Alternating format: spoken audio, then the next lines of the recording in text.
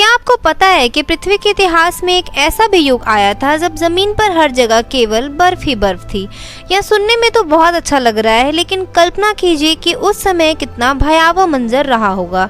इतिहास में इस घटना को हिमयुग आइस एज के नाम से जाना जाता है।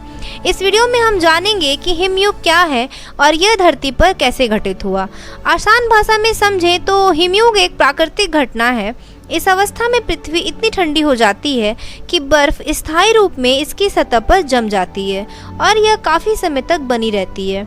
हिमयुग तब आता है जब लंबे समय तक तापमान शून्य से भी नीचे चला जाए और लाखों करोड़ों साल तक पृथ्वी पर बर्फ जमी रहे।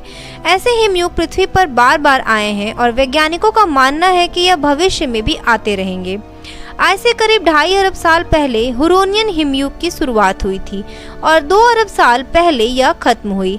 ये हिमयुग पृथ्वी की सबसे पहली और लंबी हिमयुग थी, मतलब पहली बार पृथ्वी पर बर्फ जम रही थी। इससे पहले पृथ्वी पर काफ़ी गर्मी थी और किसी भी कोने में बर्फ का नामो निशान नहीं था। तो फिर ऐसा क्या हुआ कि हमारी गर्म पृथ्वी हिमयुग का शिकार हो गई? असल में हुरोनियन हिमयुग जब शुरू हुआ तो पृथ्वी के वातावरण में केवल 0.02% ऑक्सीजन था और बाकी मीथेन गैस थी। जैसे कि आज शनि की चांद टाइटन पर है, वहीं जीवों के नाम पर यहाँ सिर्फ एक कोशिकीय जीव रहते थे। ये जीव बिना ऑक्सीजन के सांस लेते थे। धीरे धीरे ऑक्सीजन की मात्रा बढ़ने लगी और मीथेन, जो कि वातावरण को गर्म रखती थी, वह खत्म होने लगी।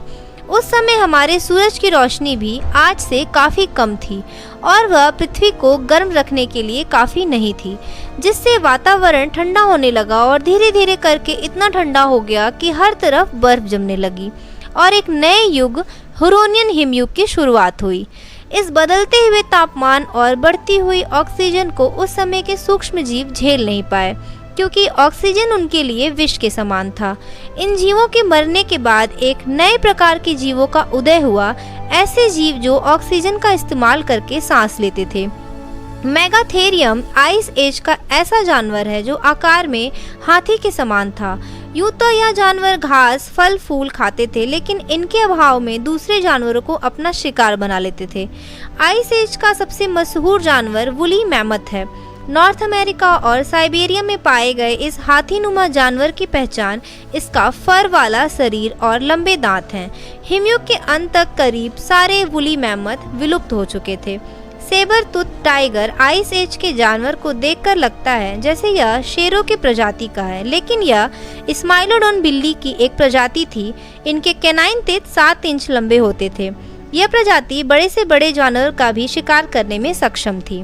वैज्ञानिकों का मानना है कि हिमयुग के दौरान पृथ्वी करीब 30 करोड़ सालों तक जमी रही, जिसके बाद पृथ्वी पर फिर से प्रक्रिया शुरू हुई और आज इस स्थिति में पहुंची है।